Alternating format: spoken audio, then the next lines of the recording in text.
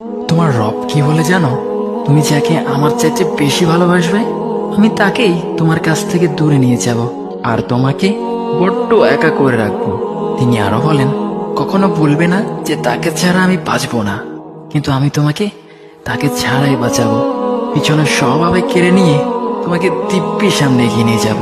তুমি কি দেখো নি, ঋতুরাও যে 2 মাস পর পর বদলাতে থাকে, ছায়া দেয়া গাছের পাতাও তো শুকিয়ে যায়, আর যখন সবর হারিয়ে ফেলে তখন ঝরে পড়ে। কিন্তু তোমার রব তো ধৈর্যশীল ও পরম দয়ালু। তিনি তো সেই ঝরে যাওয়া পাতার ঢাল থেকেও সবুজ পাতা গজান। তুমি কি দেখছো না তোমার স্রষ্টার এই নিদর্শন?